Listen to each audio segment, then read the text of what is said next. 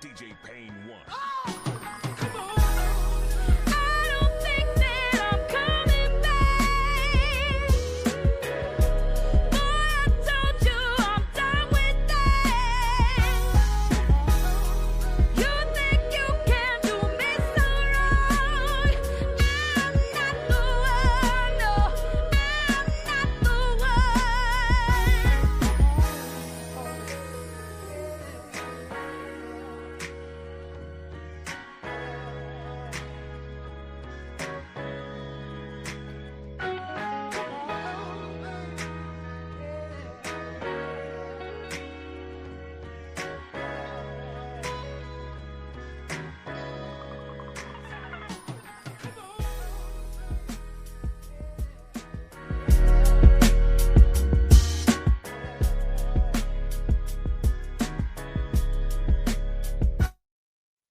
Hello, what's going on, guys? Welcome to the CEO Sports Show for October 3rd, 2025. We are going to be recapping the 49ers and the Rams on this episode of the CEO Sports Show.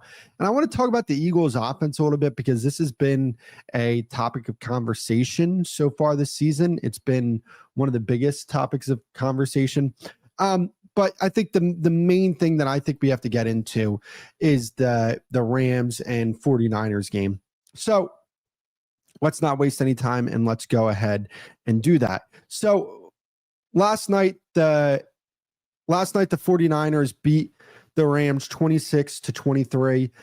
One thing that I found to be very impressive was both of these quarterbacks were letting it rip. I mean, you're talking about 49 passing attempts for Mac Jones, completed 33 of them for 342 yards and 2 touchdowns. Matthew Stafford, 47 attempts, 30 completions, 389 yards and 3 touchdowns. Now, if I were to tell you that going into this game that the San Francisco 49ers would only rush for 74 yards and average 2.2 yards per attempt, and they would win this game, I think a lot of people would look at me like I was crazy. But one thing that I found to be very impressive was that Mac Jones just played at a very high level.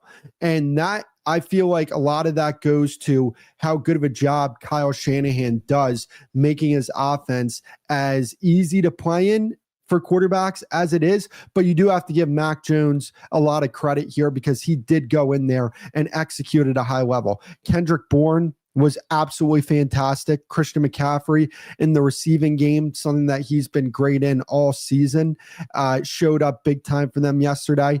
But one thing that I want to talk about is the fact that, I mean, yeah, you could say that the Rams should have won this game because they made a little bit of a push at the end. But for like 3.5 quarters of this game, the San Francisco 49ers pretty much dominated the Rams in this game. And, you know, like I think the story of the game comes down to 2 mistakes that the Rams made were that Kyron Williams fumbled that ball on the goal line and the 4th down call from Sean McVay. Those were the 2 big mistakes that they made in this game that cost them the game. So I think that, like, going forward, I think that the 49ers are the best team in the NFC West. They've beaten every team in the NFC West so far this year. But coming out of this game, I feel worse about the Rams and I feel a lot better about the 49ers. Like, am I willing to say that I think that the 49ers have a better chance of getting to the Super Bowl than the Rams? No, but at the same time, at the current moment, you have to say that the 49ers are a better team than the Rams because they're 4-1. They beat the Rams with a backup quarterback, and the Rams are 3-2 at this point. They're, I think, 3rd in the NFC West at the current moment. So that's my biggest takeaway from this game. And I mean, look, when you look at what LA was doing, Stafford is playing at a really high level right now. I mean, he is just disgusting right now. Devontae Adams, 88 yards. Puka Nacua, 85 yards. Tutu Atwell, 72 yards. Kyron Williams, 66 yards. Jordan Whittington, 33 yards. He is getting the ball to so many guys. I mean, Terrence Ferguson with the 23-yard reception. I think it was the slot fade that he ran, if I'm not mistaken. Very nice catch by Terrence Ferguson. Davis Allen. I mean, not only is Stafford playing at a very high level, but he's getting the ball to a bunch of receivers. They have a lot of guys that are capable of making some things happen in the passing attack. And, look, they're making it happen. But in this game, unfortunately, it was just too little too late for them. Now, one thing about the 49ers, because I think you have to give them more credit than you give the Los Angeles Rams. Holding up well on the back end, I feel like with the secondary, that may sound crazy to say because Stafford had such a good game, but at the same time, like they only got one sack in this game. I think that's more of a pass rush thing and the pass rush not getting home than it is a secondary thing for the San Francisco defense, right? Like they lost Nick Bosa the other week. He's going to be out for the season. If their pass rush doesn't get it together, it might be lights out for them. But when quarterbacks have all day to throw the football, it doesn't matter how good your secondary is. Like eventually they're going to make something happen. But at the same time, LA only scored 23 points in this game. With that offense, you have to take that as a gigantic positive, right? Like if you're the 49ers, you're like, oh, we only allowed 23 points in this game. We'll take that. I get it. The yardage amount for Matthew Stafford may be high, but I do also think that like the 49ers, they only allowed 23 points. Like what do you want me to say? Do you want me to say that they had a bad defensive performance? I don't think they did. Like they capitalized on the mistakes of the Los Angeles Rams. So I feel a lot better about the 49ers coming out of this game. And that's where I want to kind of take this show, to be honest with you. The 49ers to me are the best team in the NFC West at the current moment. When you look at the fact that they've beaten every team in the NFC West, they won in LA with the backup quarterback, they won in Seattle, and then they also beat the Arizona Cardinals. So if that doesn't make them the best team in the NFC West at the current moment, I don't know what else will. They're 4-1. They have the best record in the division. They have the best divisional record. And not only that, this team has some legitimate talent on their team. They have, I think, the best coach in the NFL at the current moment with Kyle Shanahan. You have to give them the crown until somebody comes and takes it from them. But from the looks of it, the rest of the division is a little far behind this San Francisco team. I mean, you're talking about the Los Angeles Rams. Yeah, they have 3 wins, but they're a game and a half behind the San Francisco 49ers. And the 49ers, everybody knows this, they have a really easy schedule going forward this season. Could they win 12 to 13 games this year? Yeah. Not just because the schedule isn't that good, but it's just because this team is really good. And I actually think, if we're being honest, their passing attack actually, I think, is almost as lethal as their running game.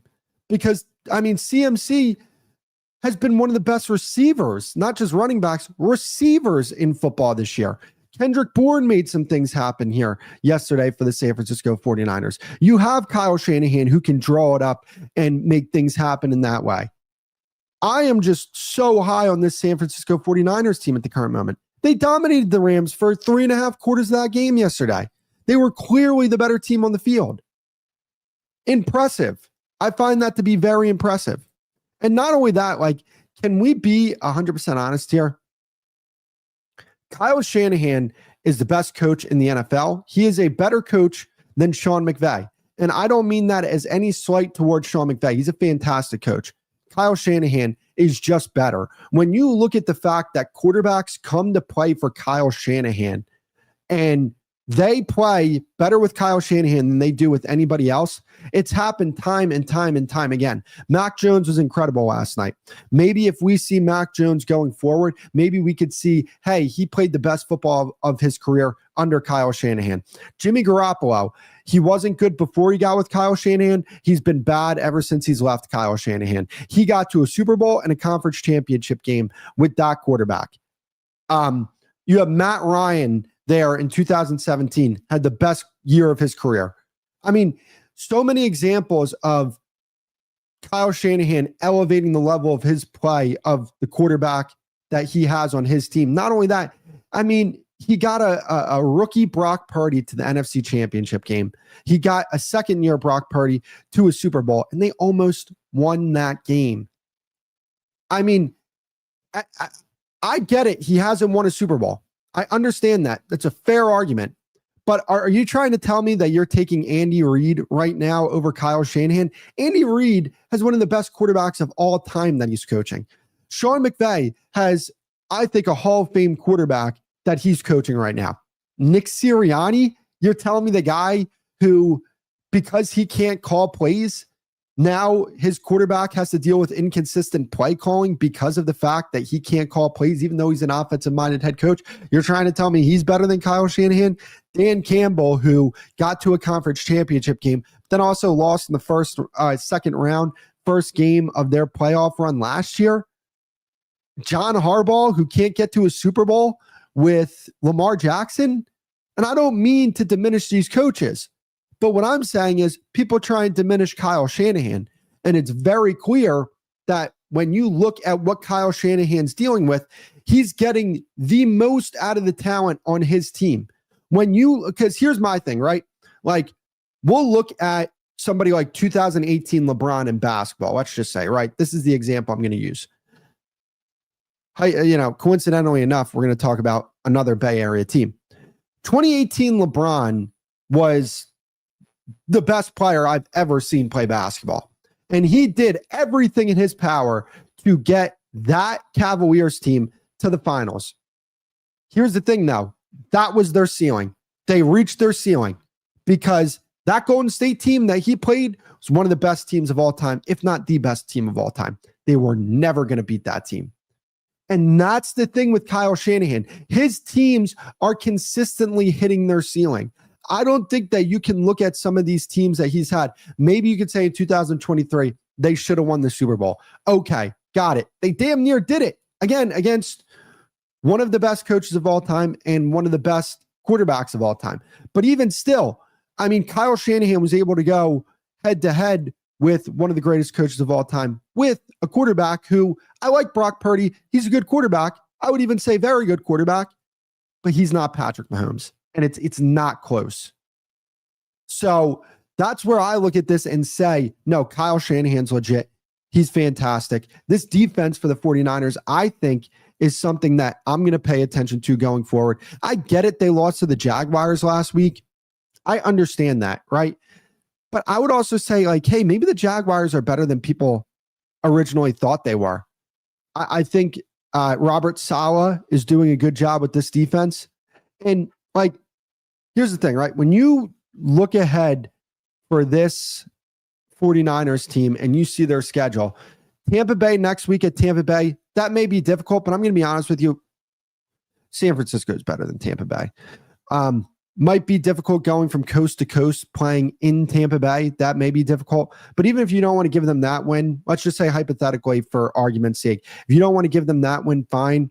But like Atlanta, they're going to beat them. They're going to beat Houston. They're going to beat New York. LA in San Francisco, fine. We'll be conservative here with their potential win total. Arizona in Arizona, they're going to win that game. Carolina at home, they're going to win that. At Cleveland, that could be a tough game. Cleveland beat them in 2023, if you guys remember that game. But I'm going to give them that win. Tennessee at home, they're going to beat them. Right there, that's 7 wins. They have 4 wins already. And I think we're being conservative with some of the games that we didn't give them. You have Indianapolis in Indianapolis. Okay, you can keep that. Chicago in San Francisco. And then you have Seattle. Fine. Again, for argument's sake, to be as conservative as possible, I just came up with 8 more wins for this team. And that's being conservative. They could beat Tampa Bay in Tampa Bay. They could beat LA at home. They beat LA in LA. What was another game that I didn't give them? They could beat Indianapolis. By the way, they're playing on my birthday. They could beat Seattle. We saw it. They can win all of their games going forward. I don't think that they're not going to win all their games going forward. I don't believe that to be the case, but they can. I mean, you could legitimately make a case going forward that they can beat every team on their schedule. Like when you go week by week basis. So what is this 49ers team? What do I think they're going to be? They're probably going to be, I mean, at worst, and I mean at worst, an 11-win football team. That's enough to make the playoffs in the NFC. I feel very confident in saying that I think they're definitely a playoff team in the NFC. So just an impressive start to the season for the 49ers. I mean, I get it. If people looked at their start of the season, you saw Seattle, New Orleans, like you see the schedule that they had, you may be like, that's not that impressive. But when we start to see things play out and we start to see Seattle be like a legitimate team in the NFC, and you see, there were people that were excited about Arizona coming into the season, not me, but I'm just saying there were. And then in LA, I mean, everybody can agree LA is a damn good football team. I mean, they went wire to wire with the Philadelphia Eagles in the game that they had in Philadelphia. It makes you say, yeah, they can make something happen. Now, when it comes to the Los Angeles Rams, I do want to talk about them. They have some questions to me that they're going to have to answer. And a lot of it is situational football. I'm very worried about the Rams when it comes to situational football, because we've seen so far 2 games this year that they've lost. They had a very real possibility to win those games. They should have beat Philly. Let's be 100% honest. But they allowed Philly to come back. And not only did they allow them to come back, but the block kick at the end of the game, that was poor execution by the special teams. And then the 4th and 1 call by Sean McVay, it was a questionable decision. Not only was that a questionable decision, but I mean, Kyron Williams fumbling the ball on the goal line where they could have potentially went ahead with that score. That's not good. Like you have to execute. That's execution. That's not just a Sean McVay thing. Like that's where I would go back and say like, hey guys, I understand the 4th and 1 call wasn't the best call in the world, knowing that Kyron Williams fumbled earlier in the game. You want to put the ball in Stafford's hands, but it never should have came down to that. They should have put the ball in the end zone when they were at the 1-yard line. That's just the way I feel about it.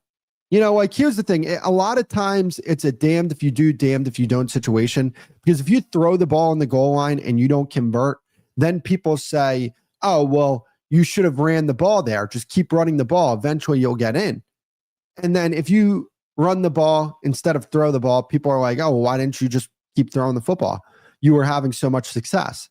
I don't necessarily buy into that stuff, right? Like that, it's a damned if you do, damned if you don't thing. But like, am I selling my stock in the Los Angeles Rams? Me personally, I'm not. Like, there's still a team that can absolutely win this division. I know I just said that the 49ers were the best team in the division, but I mean, at the same time, like when you look at the Los Angeles Rams, I think talent for talent, they match up with pretty much anybody in the league.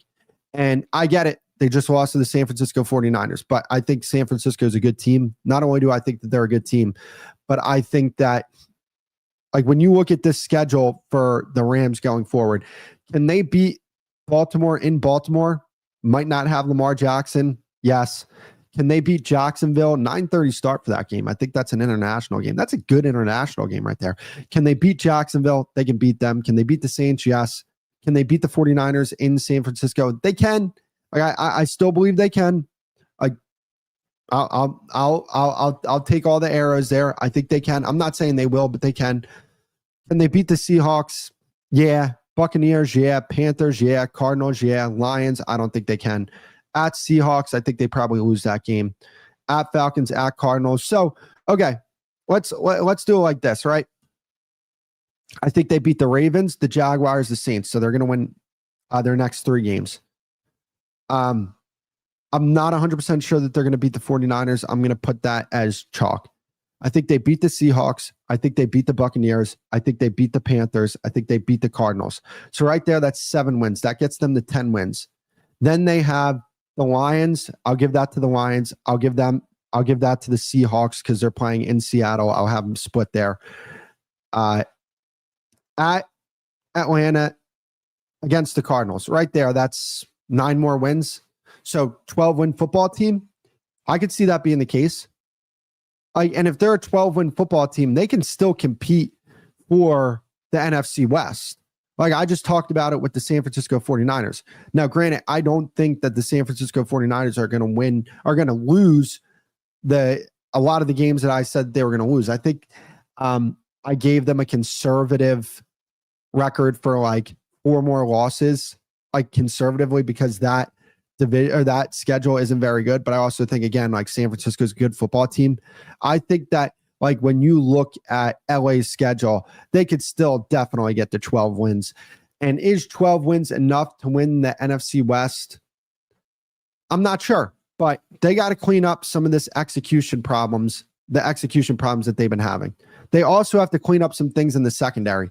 Their secondary has not been good this year. It just hasn't. I mean, allowing Jalen Hurts to come back, I mean, that's one of the worst passing offenses in football. Mac Jones, all respect to him, but it's not like the San Francisco 49ers have a god squad of weapons at the current moment, and they did whatever they wanted against the Los Angeles Rams over the air. So, like, 2 things that they need to improve on: execution, secondary. And I think, and I also think that their offense is very balanced. I do like what they do schematically, and I like a lot of the personnel that they have on that team. So I'm not out on the Los Angeles Rams yet, but they have to get it together. And if they don't get it together when it comes to the 2 things that I talk about, I mean, what's the ceiling for this team come playoff time? Like divisional round exit, like last year with Philly, who, like, again, LA lost that game because it's situational football. They didn't make the plays when they needed to make the plays. And I'm not saying that's a Stafford thing. I'm not saying that's a McVay thing. I'm just saying it's something that's happened too many times. Like, they're in a lot of close games. And in these close games, they have to find a way to get it done and execute. So I want to move on to my last topic of the day. And that is, I keep seeing this because it's dominating the headlines, mainly because of A.J. Brown. But I want to talk about the Eagles offense here. One thing that I've been hearing about the Eagles offense is it's not Jalen Hurts' fault. It's Kevin Patullo's fault. Okay, it's Kevin Patullo's fault, just like it was Kellen Moore's fault last year that Jalen Hurts didn't play that well. Just like it was Brian Johnson's fault the year before that, the reason why Jalen Hurts didn't play that well. And then people will say, well, look at what he did when he had Shane Steichen. Funny that you bring that up. Funny you bring up Shane Steichen, because I heard Eagles fans say all these bad things about Daniel Jones for years. For years, they said so many things about Daniel Jones. You seeing what Daniel Jones is doing with Shane Steichen right now?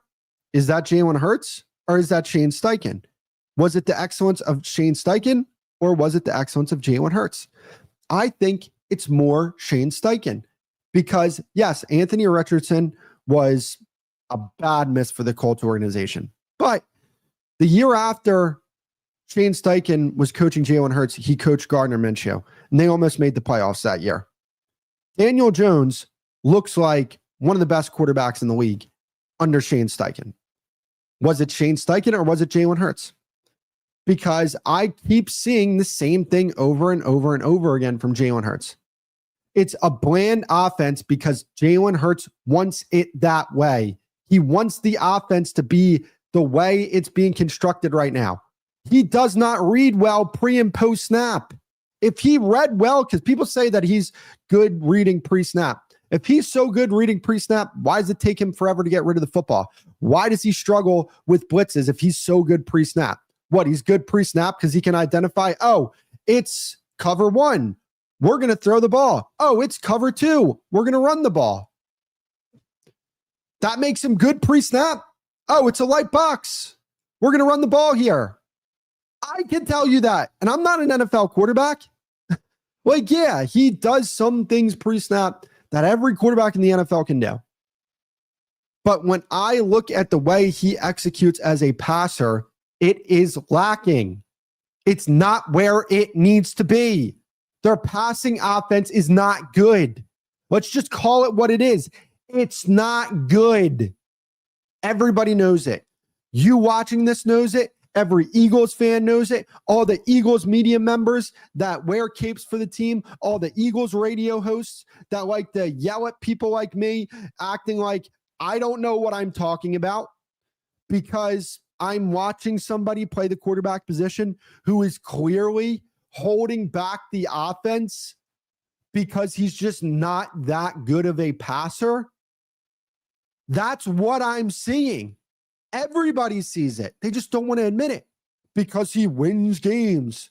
Even though I saw a stat yesterday where when quarterbacks get pressured 20 plus times, what's their win percentage? You want to know what Jalen Hurts' win percentage is when he gets pressured more than 20 plus times in a game? It's 0. He's never won a game when he's been pressured more than 20 plus times. Let's just call it what it is. I think the Eagles are a fantastic organization. They are the best organization in football. There is, to me, no doubt about it. And the reason why I say that, like, oh, great, Kansas City, you can go win, 3 Super Bowls since 2020. But at the same time, I'm looking at who you have as your coach and who you have as your quarterback. The Eagles, they run their organization so well that they have a coach in Nick Sirianni who is an offensive-minded coach who doesn't call plays. And they have a quarterback in Jalen Hurts who is clearly a deficient passer. And even though they have those two deficiencies, they're still able to build a roster so damn good that they can win a Super Bowl, despite the fact that they have a limited quarterback and they have a coach who I think is better at staying out of the way than actually being a difference maker for his team.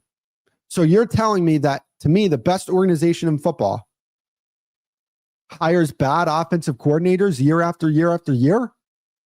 Is that the case? Or is it the reason why these coordinators are doing what they do is because they don't have a guy at the quarterback position who can execute the creative and nuanced things that they want to execute? I don't know. You tell me. The best organization in football keeps hiring bad offensive coordinators? I don't think that's the case. I don't think that's the case at all.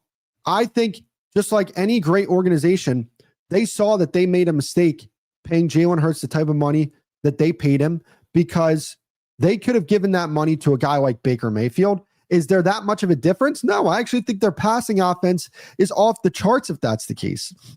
They could have given that money to a Sam Darnold or any other quarterback, and they'd be able to perform in this offense. They gave the money to Jalen Hurts, and then Jalen Hurts went out there in the next season and was bad. He was bad in the 2023 season. Even if you want to say, oh, well, the defense wasn't that good. Oh, really? Because I think in like 6 of their 11 wins, the defense let up under 23 points or something crazy like that. It was towards the end of the season, the defense started to not play that well. But I would also say, like, hey, in that 49ers game where they gave up 42 points, Jalen Hurts didn't play well that game. In that game against Dallas where they gave up 33 points, Jalen Hurts didn't play well in that game either. Not only that, they scored 13 points that game. 7 of them came from Jalen Carter on a strip sack of Dak Prescott. So 2 things can be true. You can win a Super Bowl with Jalen Hurts. No doubt about it. If you are the best run organization in football, which is what the Eagles are. The Eagles are so well run that they turned around one of the worst defenses in 2023. And then, who, by the way, because I know there's going to be somebody that said, oh, well, you said all these things about the defense. Yeah, no, I did. But they actually played pretty fine in the first half of the year when they were winning games.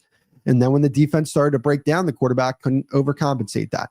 And he didn't play well along with the defense. But when you look at their defense and what they've been able to build over the last 2 off seasons, I mean, they've hit on 4 of their defensive picks over the last 2 drafts. And then if you want to keep going back, when was the last time they drafted a bad defensive player? It's been a while. I mean, you talk about going back to the 2023 draft, Jalen Carter and Nolan Smith in the first round. And then even go back to the 2022 draft. Jordan Davis is starting to put it together. You drafted Nakobe Dean, who started to put it together last year. Year after that, 2023, Jalen Carter and Nolan Smith in the first round. And then you go to 2024, Quinyon Mitchell, Cooper DeJean, Jalix Hunt. Then you go this year, Jahad Campbell, Andrew Makuba. Like, and yeah, are they, I wouldn't even say that they're adding that many pieces through free agency. They're drafting exceptionally well on the defensive side of the ball because they're a great organization. But again, they're a great organization who has a limited quarterback and a coach who I think just stays out of the way instead of being a difference maker. And they're winning games mainly because two teams that they played, LA and Dallas, fumbled that win for them. But again, Jalen Hurts is doing very little to contribute to winning for that football team. The Rams game, he played well. Credit to him. But not completing a pass in the second half of an NFL football game Tampa Bay's secondary is not that good. And you have A.J. Brown, Devontae Smith, Dallas Goddard. I know the offensive line, it's taken a step back from previous seasons, but they're still better than well over half the league. And you can't complete a single pass in the second half. I don't know. Maybe I'm crazy, but I don't think I told a single lie in that segment. So that's going to be it for the CEO Sports Show, though, guys. I appreciate you guys for coming out. Hope you guys enjoy your weekend, and I will see you guys in the next episode. Peace.